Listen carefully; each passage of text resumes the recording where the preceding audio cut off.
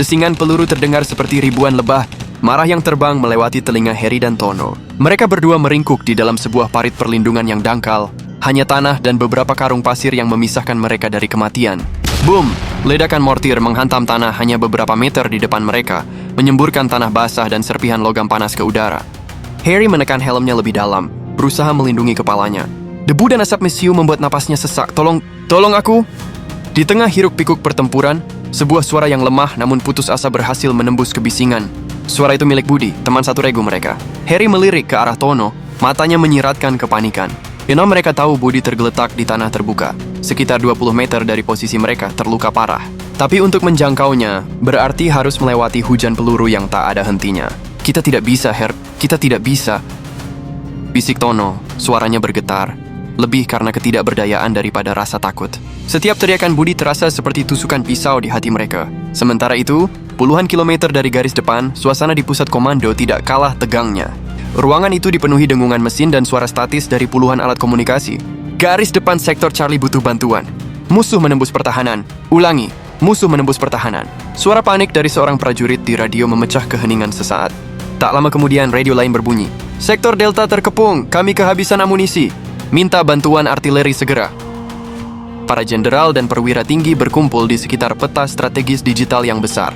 Titik-titik merah yang menandakan posisi musuh tampak menyebar dan menekan titik-titik biru pertahanan mereka. Wajah mereka keras dan penuh konsentrasi. Jenderal Bima, sang komandan tertinggi, menunjuk beberapa titik di peta. Alihkan pasukan cadangan dari sektor Guntur ke Charlie. Kirim serangan drone ke posisi artileri musuh di koordinat ini. Kita harus menahan mereka sampai bala bantuan utama tiba. Perintah demi perintah diteriakkan. Strategi disusun dalam hitungan detik untuk menyelamatkan nyawa ratusan prajurit di lapangan. Kembali ke parit yang dingin dan basah. Radio di punggung Harry berderak hidup. Semua unit di sektor naga mundur teratur ke titik aman Zulu. Ulangi, mundur ke titik aman Zulu. Bantuan udara sedang dalam perjalanan. Itu suara komandan mereka, mundur. Sebuah perintah yang melegakan sekaligus menyakitkan. Melegakan karena mereka punya kesempatan untuk hidup, menyakitkan karena itu berarti mereka harus meninggalkan Budi.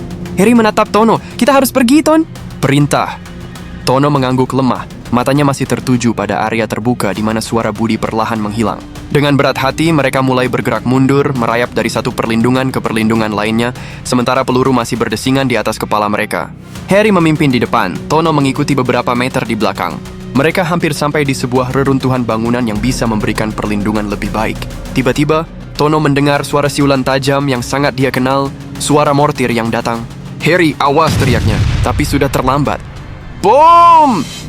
Sebuah ledakan dahsyat terjadi tepat di belakang Harry. Tono terlempar ke depan oleh gelombang kejut. Ia merasakan sengatan panas yang luar biasa di lengan kirinya. Ketika pandangannya mulai jelas, ia membalikkan badan. Asap tebal mengepul dari kawah kecil tempat Harry berdiri beberapa detik yang lalu. Di tengah asap itu, Tono melihat sahabatnya tergeletak tak bergerak. Darah mengalir dari lengan Tono, tapi rasa sakitnya tidak sebanding dengan pemandangan di depannya. Harry! Teriaknya, suaranya pecah dan hilang ditelan oleh gema pertempuran yang terus berlanjut.